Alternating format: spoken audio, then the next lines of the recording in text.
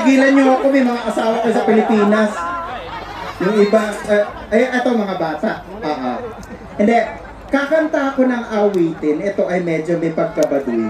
Pero hindi siya masasabi na baduy kasi kapag kinakanta na natin, nakaka-inlove siya. Kaya naman kakanta, you know, oh my God, you're so pretty. Yeah. Bisaya ka? Kabo ka? Okay. Waray, din ka. Borongan. Uy, Borongan City. Sino mga taga Borongan? Magbubukas ako ng Purple Yam dyan sa Borongan City. Kaya support niyo yung aking Purple Yam cakes. Sige. Aawit ako. Gusto ko lahat po tayo magsasabay-sabay. Lahat po tayo ay magkakantahan.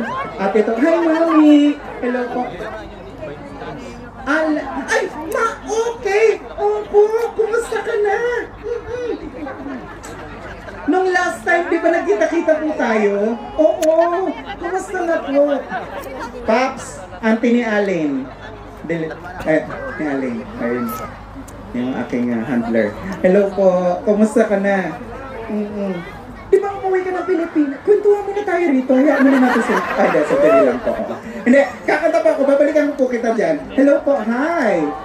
Hello po. Ay, eto! Kyle Global. Uy, ang taray.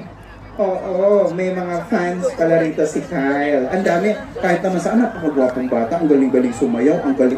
Lahat yata, full package, no? Oo, ako gusto ko yun eh. Full package. Wala. Nahiwalay sa mukha. Sige. Ito, kakantahin ko para sa inyo.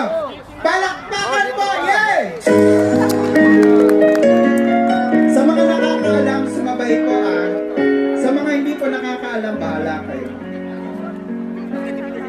Kapag ang puso'y di sanay mag-isa, puro lungkot na lang ang nadarama.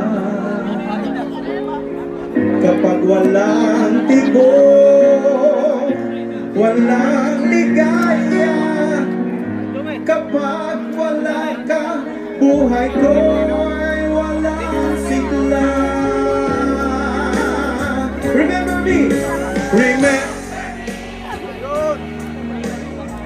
Kapag kapag ikaw'y nalulungkot, huwag kang mag-alala.